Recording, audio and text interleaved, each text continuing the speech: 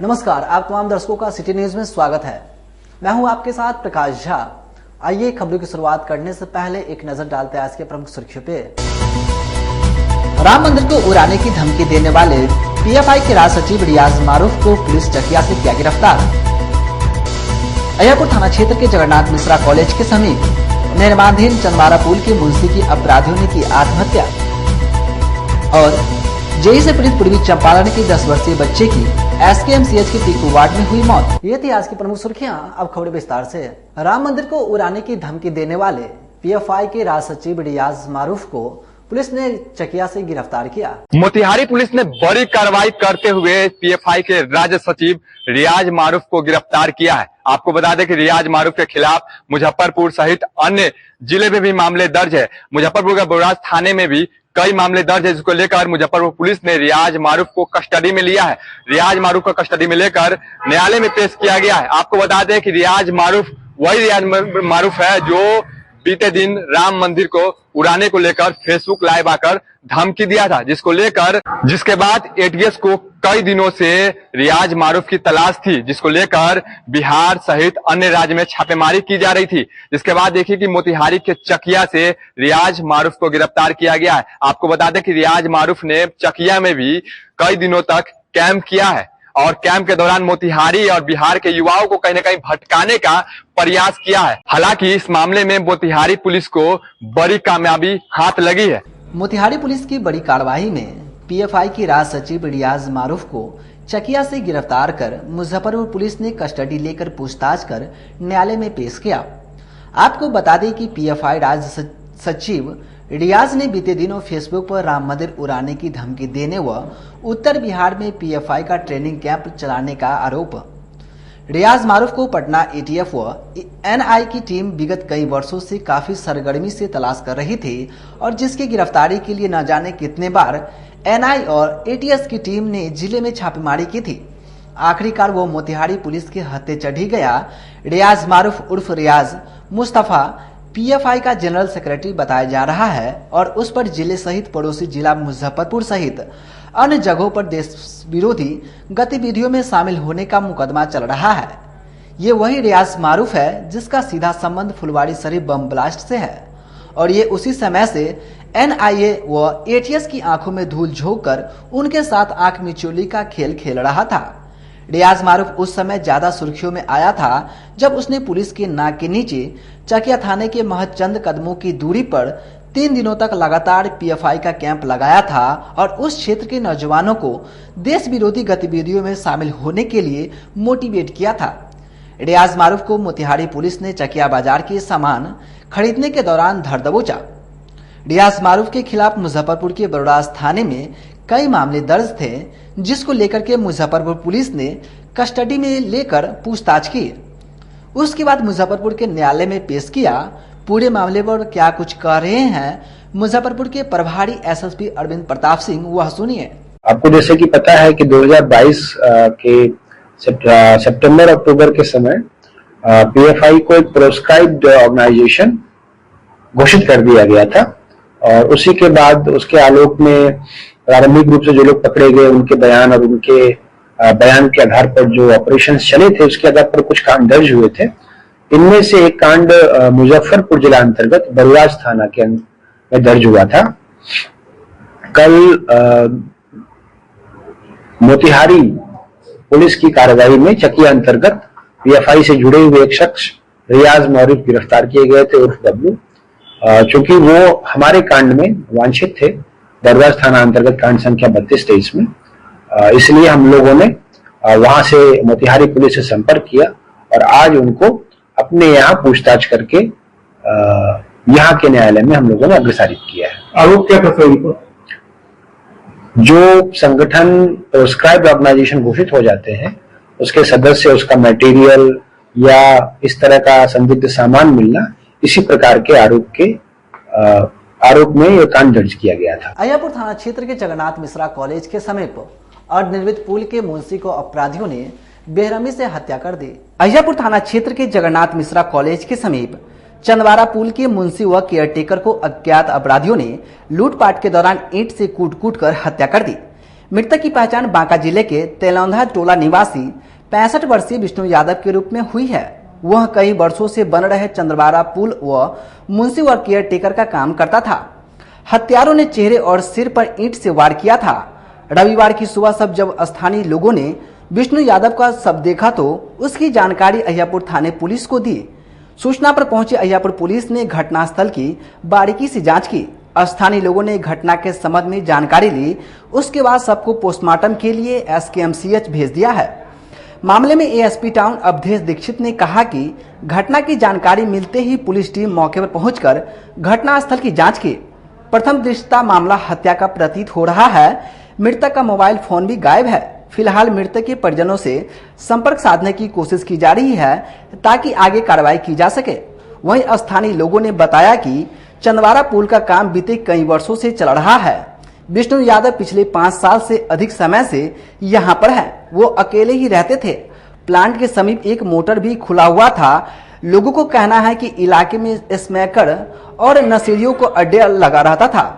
आशंका है कि कोई मोटर खोलने की कोशिश कर रहा होगा जिसे विष्णु यादव ने देख लिया, जिसके बाद उनके बीच हाथापाई हुई होगी। उसमें बदमाशों ने उनकी ईंट से कूट कर हत्या कर दी होगी। इसके बाद मौके से फरार हो गए। स्थानीय लोग जब नजर सब पर पड़ी तो पुलिस को सूचना दिया। हम लोग को सूचना मिला कि यहाँ पे एक मर्डर हो गया। हम लोग आए अभी देखने के लिए, देखे कि उनका मार दिया था। उसके बाद हम लोग पुलिस को सूचना दिए। पुलिस अभी आई है, उनको लेके चला गया है पोस्टमार्टम के लिए। से मारा? ईंटा से मारा हुआ है। ईंटा से? पूरा ईंटा 3 गो ईंटा वहाँ पे है, मारा हुआ है। उनका ईंटा से दोनों मगज पे और ब्रेन के पीछे भी फटा हुआ है, जिससे आंखों फूटा हुआ, जिसके कारण से उनका मृत्यु हो चुका है। कौन व्यक्ति था वो? ये यहाँ प्लांट में रहते थे। जैसे कि हम लोग को सूचना मिला है कि एक महिला कोई आया था इधर शौच का लिए, तो उसी ने देखा कि यहाँ में मुंशी जी पड़ा हुआ है। तो आकर के देखा तो पूरा खून बहा हुआ था, पूरा आंख मुंह धंसा हुआ था। उन्होंने जाके मोहल्ला में हल्ला किया कि मुंशी जी को कोई मार के फेंक दिया है। तो हम लोग दौड़े, देखे हैं तो देखे तो हकीकत बात है कि बेचारे को माथे में ईंटा से मारा हुआ है, खूने खून हुआ है। तो हम लोग 112 पर फोन किए, मीडिया वाला को फोन किए।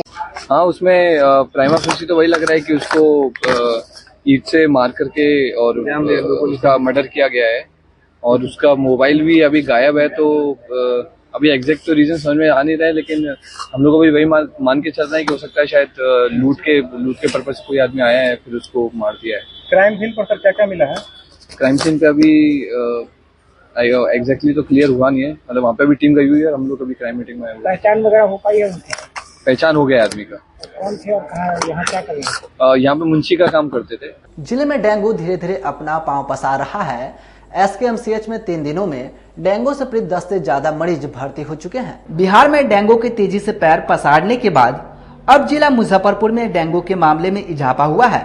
बीते 3 दिनों में 10 से ज्यादा डेंगू के केस की पुष्टि हुआ है, जिसके बाद से स्वास्थ्य विभाग अलर्ट पर है और अब तक के डेंगू के 7 मरीज एसकेएमसीएच में भर्ती कराया है, जिसका इलाज कराया जा रहा है। भर्ती मरीज में से ज्यादातर बाहर से आए हुए लोग हैं, जिसमें डेंगू की पुष्टि हुआ है। इन भर्ती मरीज में से नागालैंड, गाजियाबाद और मुंबई से आए हुए मरीज शामिल है, जबकि अन्य पटना, मुजफ्फरपुर के हैं।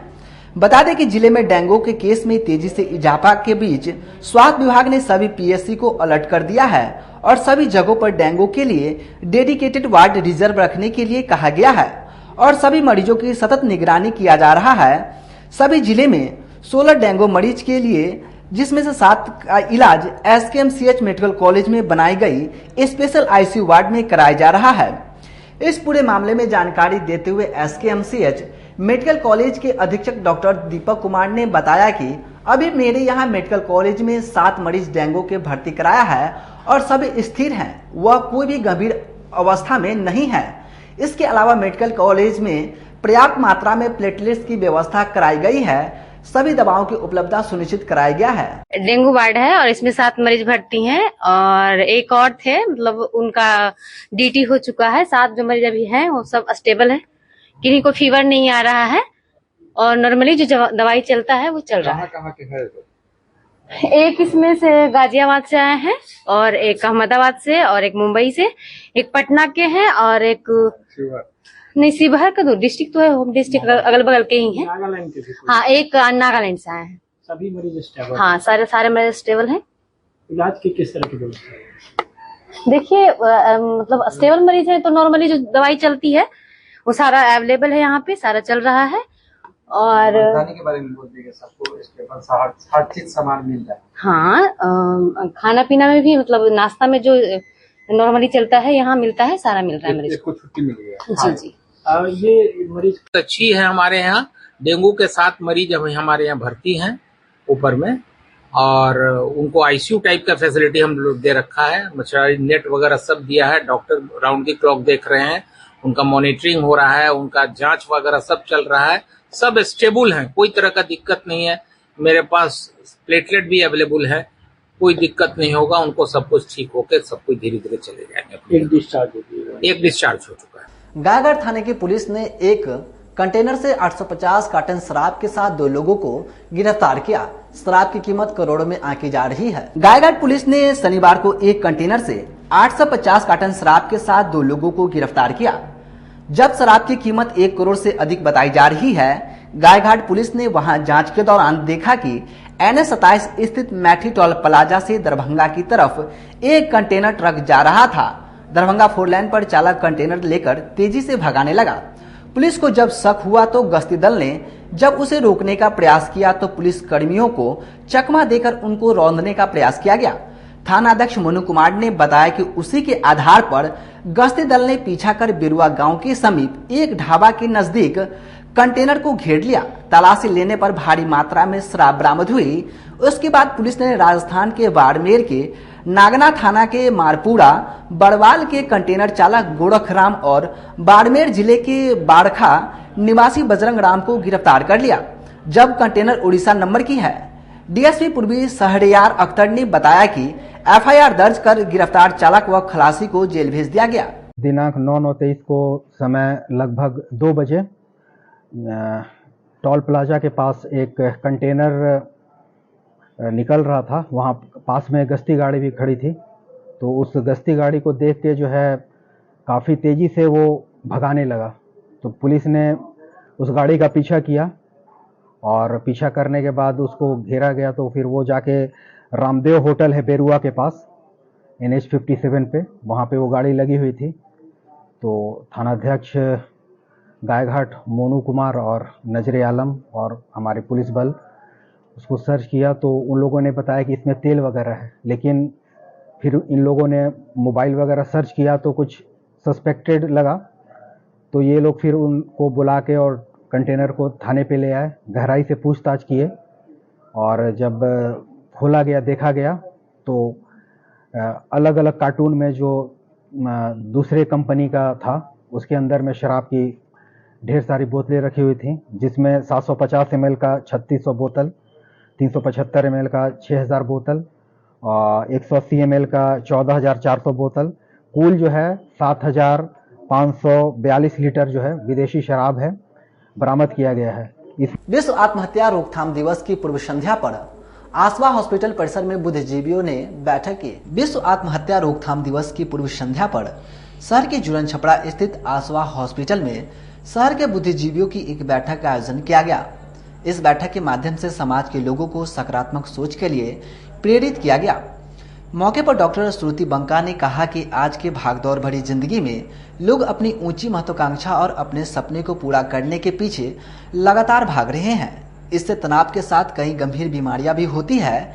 यहाँ तक कि किशोर बच्चे भी अव्वल आने या अच्छी नौकरी पाने की तमन्ना से काफी मानसिकता प्रेशर लिए रहते हैं।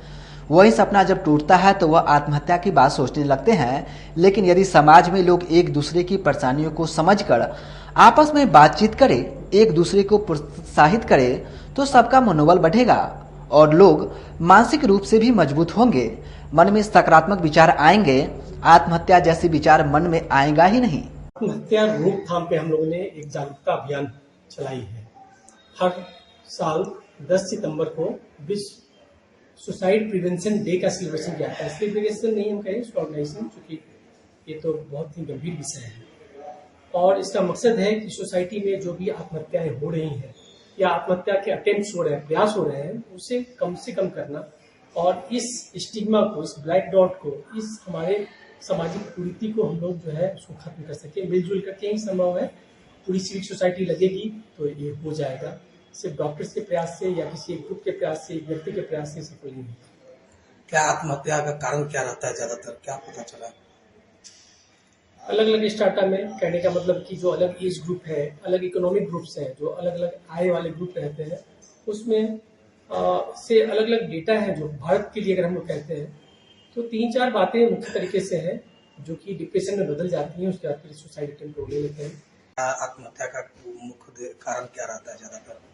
देखिए, आत्महत्या के कई कारण हो सकते हैं। कुछ सामाजिक दबाव है, कुछ पारिवारिक दबाव है, कुछ हमारे पास इकोनॉमिकल स्ट्रेस है, कुछ पढ़ाई का स्ट्रेस है, उसके अलावा बहुत सारे स्ट्रेस हैं जो हम हैंडल नहीं कर पा रहे हैं।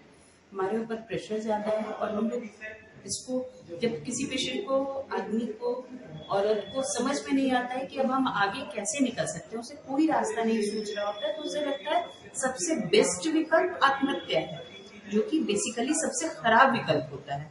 अगर आप अपनी प्रॉब्लम्स अपने घर वालों को कहेंगे, अपने अगल बगल को कहेंगे, अपने बगल वाले को कहेंगे, अपने दोस्तों को कहेंगे, अपने बच्चों को कहेंगे, अपने माता पिता को कहेंगे, तो कहीं ना कहीं से आपको। अच्छे स्टूडेंट का आत्महत्या करने का 2-3 कारण है। पहला, फैमिली के ऊपर दिया हुआ प्रेशर, बच्चे के ऊपर फैमिली जो प्रेशर देती है। साथ में बच्चा कभी कभी अपने मन अनुसार अंक प्राप्त नहीं कर पाता है, जिससे वो धीरे धीरे डिप्रेशन में चला जाता है। वैसे कोटा का माहौल बहुत कम्पिटिटिव है, इसीलिए भी बच्चों को थोड़ी मुश्किल होती है वहाँ रहना। वहाँ पे रहने में भी थोड़ी दिक्कत है, क्योंकि बहुत सारे लोग हैं, तो टीचर भी एक खास बच्चे पे ज्यादा ध्यान नहीं दे पाते और फैमिली से थोड़ा हट के रहने के कारण बच्चे के ऊपर बहुत निगेटिव इम्पैक्ट पड़ता है। बस यही कारण। आप भी वहीं रहते हैं? हाँ, मैं भी कोटा में रहता हूँ। अभी यहाँ छुट्टी में आए हुए हैं। जिले में अपराध नियंत्रण को लेकर के प्रभारी एसएसपी ने जिले के सभी डीएसपी और थाना प्रभारी के साथ क्राइम मीटिंग की। क्राइम कंट्रोल के उद्देश्य से मुजफ्फरपुर के प्रभारी एसएसपी अरविंद प्रताप सिंह ने एसएसपी कार्यालय में जिले के सभी थाना अध्यक्ष, डीएसपी एवं सर्किल इंस्पेक्टर के साथ क्राइम मीटिंग की। बैठक में केस डिस्पोजल, रात्रि गश्ती एवं केस के अनुसंधान पर थानेदारों को टास्क दिया गया। प्रभारी एसएसपी अरविंद प्रताप सिंह ने कहा कि मासिक समीक्षा बैठक की जाती है, जिसमें अपराध की समीक्षा की गई और आने वाले पर्व त्योहार को देखते हुए विशेष तैयारी को लेकर अधिकारियों को दिशा निर्देश दिया गया है। देखिए, सामान्य तौर पर लगभग पुलिस विभाग में मासिक तौर पर अपराध संगोष्ठी का आयोजन किया जाता है और आज भी हम लोगों ने अपराध संगोष्ठी का आयोजन किया था और उसमें पिछले माह घटित अपराध की घटनाओं की समीक्षा की गई, उनमें क्या कार्रवाई अभी तक की गई है और क्या कार्रवाई भविष्य में अपेक्षित है। इसी तरह विधि व्यवस्था के बिंदु पर और आगे आने वाले जो पर्व त्योहार और अवसर हैं, इनके लिए अभी से हम लोग क्या प्लानिंग करें, इन्हीं बिंदुओं पर अपराध संगोष्ठी की गई थी।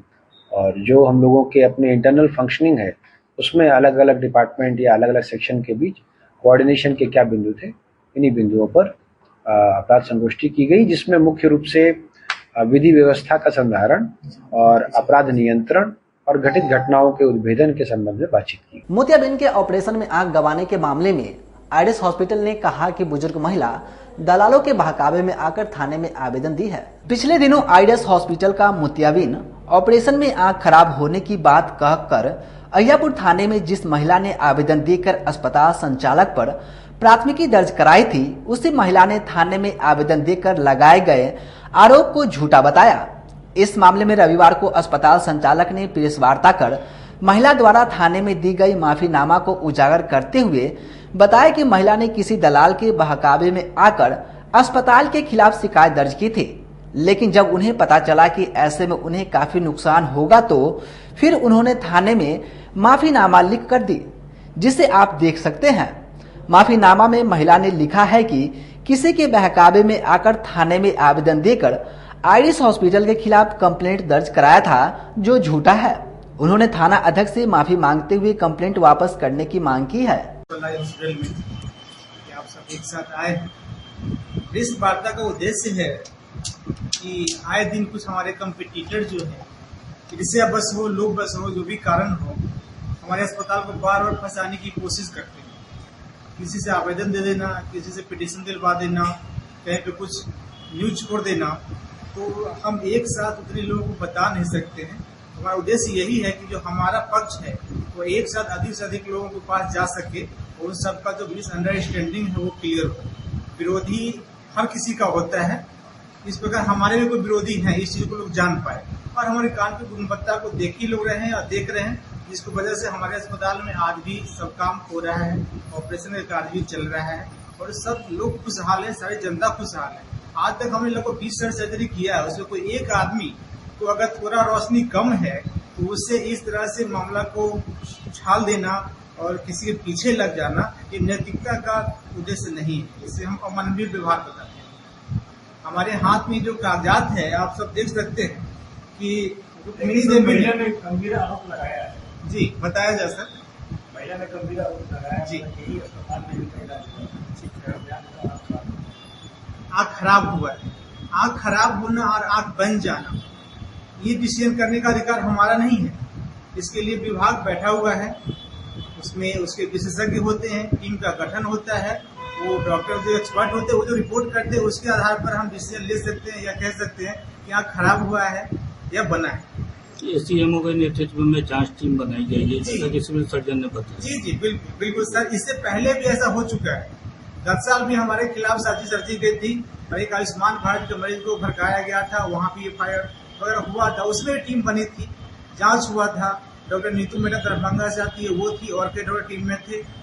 सब प्रकार से जो जांच होता है गहन डॉक्टर लोगों ने किया और वो व्यक्ति बहुत ही ठीक। अखिल भारतीय खेत और ग्रामीण मजदूर सभा ने मुसहरी थाने के खिलाफ प्रतिवाद मार्च निकाला। अखिल भारतीय खेत व ग्रामीण मजदूर सभा की ओर से आज रघुनाथपुर गांव में मुसहरी थानेदार के खिलाफ प्रतिवाद मार्च निकाला गया। इस दौरान पुलिस प्रशासन के खिलाफ जमकर नारेबाजी की गई। इस मार्च के माध्यम से रघुनाथपुर गांव से पकड़े गए 2 युवकों को बिना शर्त रिहा करने की मांग की। सभा के राज्य सचिव शत्रुघ्न सहनी ने बताया कि कुछ दिन पहले मुसहरी थाने के द्वारा निर्दोष 2 युवक विवेक और संतोष को पुलिस ने इसलिए गिरफ्तार कर लिया कि छापेमारी के दौरान उन्होंने पुलिस से वारंट की मांग की थी। पुलिस ने गलत तरीके से दोनों युवकों को गिरफ्तार कर जेल भेज दिया है। हम लोगों की मांग है कि बिना शर्त उन दोनों युवकों को रिहा किया जाए। इसके अलावा मुसहरी थानेदार का तबादला किया जाए। अगर दोनों युवक रिहा नहीं होते हैं और मुसहरी थानेदार के खिलाफ सरकार कार्रवाई नहीं करती है तो हम लोग एक बार फिर 12 सितंबर को जिला मुख्यालय पर जमा होंगे और मुसहरी थानेदार के खिलाफ धरना देंगे। ये अखिल भारतीय खेत व ग्रामीण मजदूर सभा के आह्वान पर आज इस रघुनाथपुर गांव में एक प्रतिवाद मार्च निकाली गई है और यह प्रतिवाद मार्च मुसहरी जो फर्जी कांड संख्या है 252-23 उसके में जो अभियुक्त बनाए गए हैं विवेक कुमार, संतोष कुमार को बिना शर्त रिहा करने की मांग को सवाल को हम लोगों ने उठाया और मुसहरी थाने को अविलंब यहाँ से अविलंब तबादले की हम लोगों ने सवाल को उठाया और मुसहरी थाना का जो कार्यशैली है वो विवादास्पद कार्यशैली है कि शराब माफियाओं से मिलकर के मैंने कही कि अपराधियों से मिलकर के निर्दोष लोगों को झूठे मुकदमा में फंसा करके उसको जेल में डाला जा रहा है, जिसका ताजा उदाहरण है आपका रघुनाथपुर के विवेक कुमार, संतोष कुमार। जब वो पुलिस ने यहाँ रेड करने के लिए आए, वो लोकतांत्रिक अधिकार है, वो संवैधानिक अधिकार है जानने का कि आप किस केस में रेड करने के लिए आए। वो कुछ बताया नहीं, उस दोनों नौजवान को उठा करके ले गया और उस नौजवान के साथ टॉर्चर किया है। ये मैंने मुसहरी थाना की एक तरह के कहीं की खाकी वर्दी में होकर के ये सीधे इसको गुंडागर्दी कहा जा सकता है और संवैधानिक। जेई से पीड़ित पूर्वी चंपारण के 10 वर्षीय बच्चे की SKMCH के पीकू वार्ड में मौत हो गई। जापानी इंसेफेलाइटिस जेई पीड़ित बिहार के पूर्वी चंपारण के एक 10 वर्षीय बच्चे की SKMCH में मौत हो गई है। बताया जा रहा है मोतिहारी के नौरंगिया निवासी सचिन को 7 सितंबर को SKMCH में भर्ती कराया गया था, जहां उसने आज दम तोड़ दिया। वहीं इस बीमारी से पीड़ित सीतामढ़ी के मुन्ना कुमार का भी पीकू वार्ड में इलाज चल रहा है। आपको ये बता दें कि उसके बाद इस साल का यह मामला है। पूर्वी चंपारण और सीतामढ़ी सिविल सर्जन से दोनों ही बच्चों को नियमित टीकाकरण के तहत कितने टीके लगे इसकी रिपोर्ट मांगी गई है। रिपोर्ट मिलने के बाद राज्य मुख्यालय को इस संबंध में रिपोर्ट दी जाएगी। ये बता दें, साल एईएस पीड़ित 64 बच्चे एसकेएमसीएच में इलाज को आए हैं और इसमें से 4 से जेई की पुष्टि हुई है। बीमार बच्चे में मुजफ्फरपुर के 38, पूर्वी चंपारण के 7, सीतामढ़ी के 12, शिवहर के 3, गोपालगंज के 1, पश्चिम चंपारण के 3 बच्चे शामिल हैं। इसमें से 62 बच्चे डिस्चार्ज होकर अपने घर गए, उनमें से 1 की मौत हो गई, वहीं 1 का इलाज चल रहा है जिसकी हालत में सुधार है। पूरे मामले में एसकेएमसीएच के अधीक्षक डॉक्टर दीपक कुमार ने बताया कि इस साल यहां जेई पीड़ित 4 बच्चे पहुंचे। 2 बच्चे मोतिहारी वहीं 2 सीतामढ़ी के थे। इनमें से मोतिहारी के 1 बच्चे की मौत हो गई। इससे पहले 2021 में इस बीमारी से 1 बच्चे की मौत हुई थी। मामले में टीम बनाकर चिकित्सक के द्वारा मौत के कारण की जांच की पुष्टि किया जा रहा है। अब 1 अन्य बच्चे की मौत हो गई, जिसको लेकर के टीम बनाई जाएगी और मौत के कारण की जांच किया जाएगा और इसको लेकर के रिपोर्ट मांगा गया है। एक्चुअली क्या है कि जनवरी से अब तक 64 मरीज भर्ती हुए हैं एईएस जेई मिलाकर हमारे यहाँ। उसमें पहला जो सो डेथ जेई के मरीज का हुआ है, फर्स्ट जो हमको रिपोर्ट हुआ है। इसको जो है सो इसका लोग आकलन कर रहे हैं कि क्या वजह हुआ, काहे हुआ। डिटेल जो है सो हेड ऑफ डिपार्टमेंट अपने अंडर कमेटी बना के देख भी रहे हैं, ताकि ऐसी संभावना रहती है कि इस तरह के बच्चे जो है सो कभी कभी खतरे की स्थिति में रहते हैं तो गुजर जाते हैं। लेकिन बहुत हद तक ये लोग बहुत मेहनत करके अभी तक कोई डेथ नहीं होने दिया। काफी मेहनत किया है लोग। एईएस के पूरे 64 केसेस हमारे यहाँ से, उसमें 63 केसेस ठीक हो गए, कोई तरह का दिक्कत नहीं है। फर्स्ट केस हुआ है ऐसा, और इसमें जो रिपोर्ट आएगी फिर हम इसके बाद डिटेल हम लोग बता सकेंगे कि आखिर हुआ क्या था। जेई के में और कुछ कोई दिक्कत थी जिसकी वजह से डेथ हुआ है कि जेई से ही से डेथ हुआ है। इंक्वायरी मतलब वहाँ पर इंटरनल इंक्वायरी वो लोग हेड अपना करते हैं, इसलिए कि उनको भी लगता है कि हम अगर हमारी कुछ गलती हुई तो आगे क्या हम सुधार कर सकते हैं। ये वाजिब भी बात है, आकलन करना चाहिए। अपना इंटरनल आकलन बहुत जरूरी होता है ताकि बेहतर इलाज और सेवा कर सके। 3 सालों के बाद सर्जरी से पहली मौत हुई, पहली बार। जी, फर्स्ट टाइम। तो ये संभावना है। अब ये तो अब 100%। अब समय चलता है एक छोटे से ब्रेक का। आप बने रहें और देखते रहें सिटी न्यूज मुजफ्फरपुर। अपने सपनों की आशिया को दे एक नई पहचान माँ भवानी डेकोर प्राइवेट लिमिटेड के साथ, जो है ऑथराइज्ड डिस्ट्रीब्यूटर ऑफ कजारिया।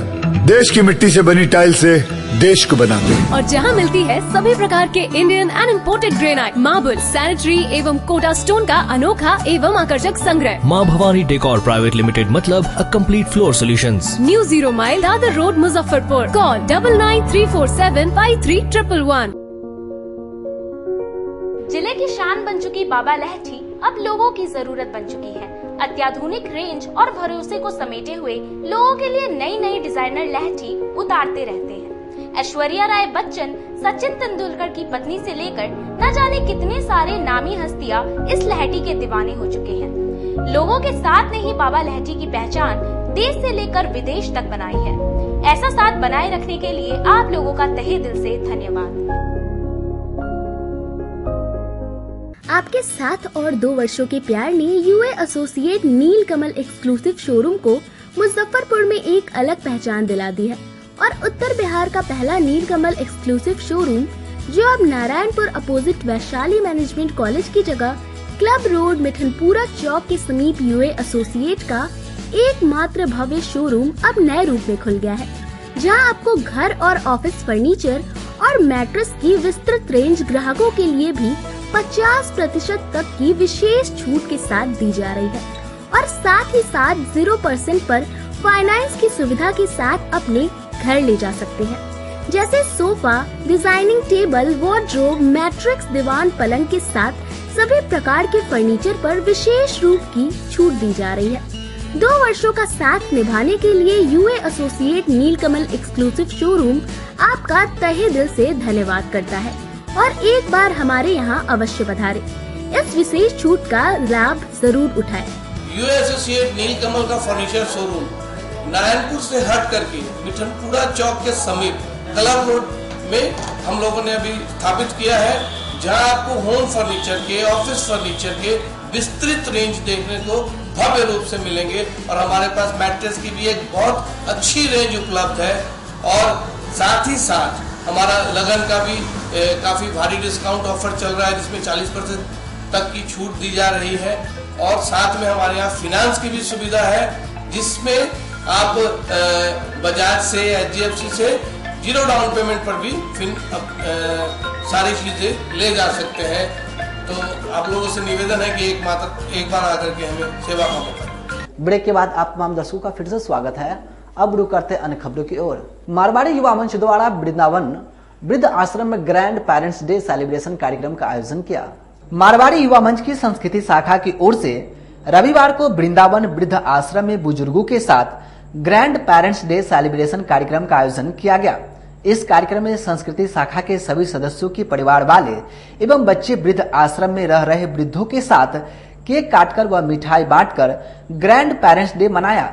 इस अवसर पर नेहा अग्रवाल ने कहा, जिस तरह लोग घरों में अपने दादा दादी के साथ खुशियां मनाते हैं, इस तरह हम लोगों ने वृंदावन आश्रम में रह रहे वृद्धों के साथ खुशियां मनाई, क्योंकि उनके साथ खुशियां मनाने वाला कोई नहीं है। आज हम लोगों ने खुशी मनाकर काफी सुकून मिला। आज मारवाड़ी युवा मंच मुजफ्फरपुर संस्कृति शाखा से मैं नेहा अग्रवाल कार्यक्रम संयोजिका आज यहाँ हम वृंदावन वृद्धा आश्रम में ग्रैंड पेरेंट्स डे सेलिब्रेट कर रहे हैं। और इस दिन जैसे हम सब अपने बच्चों के साथ सब बच्चे दादा दादी के साथ ग्रैंड पेरेंट्स डे सेलिब्रेट करते हैं, बट थोड़े दिन पहले मैं इस एरिया में आई, मैं यहाँ आकर देखी कि इन सब आंखों में कुछ एक ऐसी कमी लग रही है, वो प्यार कमी लग रहा था मुझे, जो कि सब दादा दादी ढूंढते हैं, वो भी इस एज में।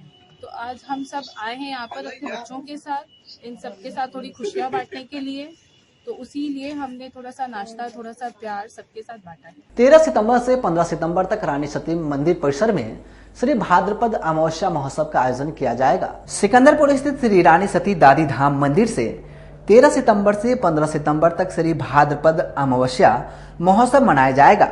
महोत्सव के पहले दिन सुबह 5 बजे से मंगल आरती दर्शन का आयोजन होगा। इसके बाद महिलाओं की ओर से सामूहिक मंगल पाठ का आयोजन किया जाएगा और इस बार चरण पादुका महोत्सव का भी आयोजन किया जाएगा और अखंड ज्योति व संध्या में भजन कीर्तन का आयोजन होगा। वही मंदिर बोर्ड के अध्यक्ष श्याम भीम सरैया ने बताया कि हर साल 2 दिनों का आयोजन होता था। इस बार 13 से 15 सितंबर तक मंदिर में जात एवं पाटा पूजन और नृत्य का आयोजन किया जाएगा और 56 प्रकार का भोग भी लगाया जाएगा। का जो उद्देश्य है कि हम लोग प्रत्येक वर्ष भाद्रपद अमावस्या को रानी सती दादी जो दुर्गा स्वरूपनी है, उनका बहुत ही धूमधाम से उत्सव मनाया करते हैं। इस साल एक विशेषता यह जुड़ गई है कि पहले हम लोग 2 दिवसीय भाद्रपद अमावस्या का महोत्सव को मनाया करते थे। इस बार हम लोगों ने 2 दिन की जगह 3 दिन का इस महोत्सव को मनाने का निर्णय लिया है। और पिछले वर्षों में हम लोग प्रथम दिन दादी जी का मंगल पाठ से जो है सो कार्यक्रम को प्रारंभ किया करते थे और दूसरे दिन जो है जो भजन संध्या वगैरह समूचा 56 भोग वगैरह के कार्यक्रम के साथ हम लोग कार्यक्रम को संपन्न किया करते थे। इस बार हम लोगों ने क्या किया है कि दादी जी का चरण पादुका को भी जो है एक पूजा करने का एक अलग से जो है एक दिन निर्धारित करके हम लोगों ने उसको बड़ा ही विस्तार से और बड़ा कार्यक्रम करने का निर्णय लिया है। उसमें हमारे समाज की महिलाओं से लेके पुरुष से लेके बच्चों से लेके सभी लोग जो हैं वो दादी जी की चरण की जो है सो पूजा और अर्चना करेंगे। ये हमारे इस बार के कार्यक्रम की विशेषता होगी। इसके अलावा हम लोग जो प्रत्येक वर्ष जो 56 भोग लगाते हैं वो उसी तरह से पिछले वर्ष की भांति ही होगा। एक क्या है कि हमारे राजस्थानी परिवार के लोग, दूसरे लोग भी इसमें कोई वर्जित नहीं है, हम लोग जो है दादी जी के यहाँ सवा मणि प्रसाद एलएस कॉलेज परिसर में भारत विकास परिषद द्वारा स्वास्थ्य जागरूकता कार्यक्रम का आयोजन किया। रविवार को भारत विकास परिषद द्वारा संचालित लंगट सिंह महाविद्यालय स्वास्थ्य केंद्र में स्वास्थ्य जागरूकता कार्यक्रम किया गया, जिसमें से वेलनेस इवैल्यूएशन की टीम ने लगभग 30 सदस्यों को बीएमआई जांच मुफ्त में किया। तथा उनके स्वास्थ्य एवं वजन से संबंधित जानकारी एवं सुझाव दिया। इस कार्यक्रम में भारत विकास परिषद के उत्तर कोसी बिहार प्रांत के महासचिव के चौधरी ने बताया कि भारत विकास परिषद खुदीराम बोस शाखा के द्वारा यह आयोजन किया जा रहा है। इसमें BMI जांच की जा रही है, जिसमें ओबेसिटी की जांच की जाती है। ओबेसिटी कितना अधिक है, बॉडी वेट कितना होना चाहिए। आज का कार्यक्रम है ये BMI टेस्ट हो रहा है अभी, जिसमें ओबेसिटी की जांच की जाती है और ओबेसिटी कितना अधिक है, बॉडी वेट कितना होना चाहिए एक स्वस्थ व्यक्ति का एज के हिसाब से और उसके हाइट के मुताबिक कितना उसका वजन होना चाहिए, इसी का एक प्रोपोर्शन है। उस कैलकुलेशन के मुताबिक जो इसके एक्सपर्ट हैं वो कैलकुलेट करके और ये ओबेसिटी की जांच करते हैं और उनको एडवाइस करते हैं कि उनको क्या डाइट लेना चाहिए, कितना कैसे वो स्वस्थ रह पाएंगे, कैसे एक्सरसाइज करना है, क्या करना है, नहीं करना है, उसके बारे में सारा चीज बता रहे हैं। वनवासी कल्याण आश्रम में जनजाति गौरव पुस्तक का विमोचन किया गया। वनवासी कल्याण आश्रम में आज जनजातीय गौरव पुस्तक का विमोचन लंगट सिंह महाविद्यालय के प्राचार्य doctor OP Rai, doctor Sanjay Srivastava, doctor SR Chaturvedi, doctor Amrit द्वारा माधव निकेतन सूतापट्टी स्थित प्रांतियों का कार्यालय में किया गया। कार्यक्रम की अध्यक्षता शिव शक्तिधर शर्मा व संचालक महामंत्री राकेश सम्राट ने किया। वही महामंत्री राकेश सम्राट ने बताया कि जनजाति गौरव पुस्तक में उन वीरों की गाथा है जिसे इतिहास के पन्नों पर जगह नहीं मिली, जिनके संकलन को एकत्रित करके इस पुस्तक को प्रकाशित किया गया है। देश की आजादी में इनकी बड़ी भूमिका है, बड़े बड़े शूरवीर दिए हैं। वनवासियों ने हमें उनके उत्थान के लिए हमेशा तत्पर रहना चाहिए। आज वनवासी कल्याण आश्रम मुजफ्फरपुर शाखा में जनजाति गौरव की पुस्तक का विमोचन किया गया है। इस विमोचन करने के लिए हमारे यहाँ मुख्य रूप से मुख्य अतिथि के डॉक्टर OP राय जी, लंगट सिंह महाविद्यालय के प्राचार्य, आश्रम हॉस्पिटल के निदेशक डॉक्टर संजय श्रीवास्तव, डॉक्टर अमृता और लंगट सिंह महाविद्यालय के अंग्रेजी विभाग के विभागाध्यक्ष डॉक्टर चतुर्वेदी जी यहाँ उपस्थित हुए हैं। इन लोगों के बीच में संगठन के सारे लोग उपस्थित हैं और यह पुस्तक जो का विमोचन सिर्फ यहाँ ही नहीं हो रहा है, वनवासी कल्याण आश्रम के लगभग हर शाखा में यह पुस्तक का विमोचन किया जा रहा है। इस पुस्तक में मुख्य रूप से यह चर्चा की गई है कि बहुत से आज़ादी की लड़ाई लड़ने के लिए और आज़ादी से पहले जो विसंगतियां थी उनको दूर करने के लिए जो लोग लड़ाई लड़े थे और उनमें कुछ लोगों को तो इतिहास में जगह मिला, लेकिन बहुत सारे लोग ऐसे थे जिनको इतिहास में जगह नहीं मिला है। वैसे वीर योद्धाओं का चयन करके और इस पुस्तक में उनका संग्रह किया गया है। इस पुस्तक में उनकी जानकारी दी गई है। जब इस पुस्तक का संग्रह करना शुरू हुआ था तो उस समय यह तय किया गया था कि चूंकि आजादी का अमृत महोत्सव चल रहा है, इसलिए 75 वीर का ही इस पुस्तक में संग्रह किया जाएगा। लेकिन संग्रह करने के राम हनुमान मंडल सालासर धाम में रक्तदान शिविर का आयोजन किया गया। सिकंदरपुर स्थित राम हनुमान मंडल सालासर धाम में श्री राम हनुमान मंडल और जनहितैषिता संस्था द्वारा संयुक्त रूप से रक्तदान शिविर का आयोजन किया गया। इस शिविर में 35 यूनिट रक्तदान हुआ। रक्तदान शिविर में लोगों ने बढ़ चढ़ कर हिस्सा लेते हुए रक्तदान किया। शिविर के दौरान रक्तवीरों को तिलक लगाया गया और हाथों में रक्षा सूत्र बांधकर उन्हें समाज की रक्षा के लिए जरूरतमंदों को रक्तदान करने का वचन दिलाया गया। वहीं शिविर के संयोजक प्रिंसु मोदी ने बताया कि जिले में रक्त की कमी को देखते हुए और थैलेसीमिया पीड़ित बच्चों को रक्त की कमी न हो, इसको लेकर के हमारी संस्था निरंतर रक्तदान शिविर का आयोजन करती रहती है। जिले में कैंसर अस्पताल खुलने के बाद जिले में के सभी लोगों की जिम्मेवारी बढ़ जाती है कि वो रक्तदान बढ़ चढ़ कर करे। इस शिविर में पूर्व डिप्टी मेयर मानमर्दन शुक्ला एवं भाजपा गरीबनाथ मंडल अध्यक्ष धीरज सिंह, रूपक रंजन ने भी रक्तदान किया। इस मौके पर मंडल के महामंत्री पंकज पटवारी समेत सभी कार्यकर्ता उपस्थित रहे। हम लोग हर महीने जो है कैंप लगा के थैलेसीमिया पीड़ित और कैंसर पीड़ित के लिए SKMGH मेडिकल को कैंप दे रहे हैं। उसी क्रम में आज यहाँ कैंप लगाया गया राम हनुमान मंडल में। और आज विशेष एक चीज़ है कि आज जो भी यहाँ रक्तदान कर रहे हैं वो हर नियमित रक्तदान करने के लिए उनको रक्षा सूत्र बंधा कर और वो संकल्प ले रहे हैं जब भी जरूरत होगा रक्तदान करें। ये आपके तरफ से निरंतर चलते रहता है?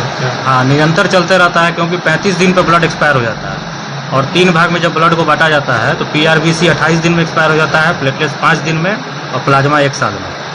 तो अगर लगातार डोनेशन नहीं होगा तो ब्लड बैंक खाली हो जाएगा, क्योंकि थैलीसीमिया पीड़ित को लगभग 100 यूनिट महीना में आपको सरकार को देना पड़ता है बिना एक्सचेंज के। और कैंसर पीड़ित भी जो कीमो चढ़ता है तो एक बार में 10 यूनिट 8 यूनिट प्लेटलेट्स की आवश्यकता बढ़ती है, तो एटेंडम कहाँ से आएगा?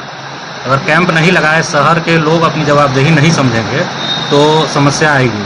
कैंसर जैसा जो वरदान यहाँ मिला है तो उसके लिए जवाबदेही शहरवासियों की ही बनती है। खबरों का सिलसिला होता है यहीं समाप्त। हमें और हमारी पूरी टीम को दीजिए इजाजत। फिर मिलते हैं तमाम बड़ी खबरों के साथ। नमस्कार।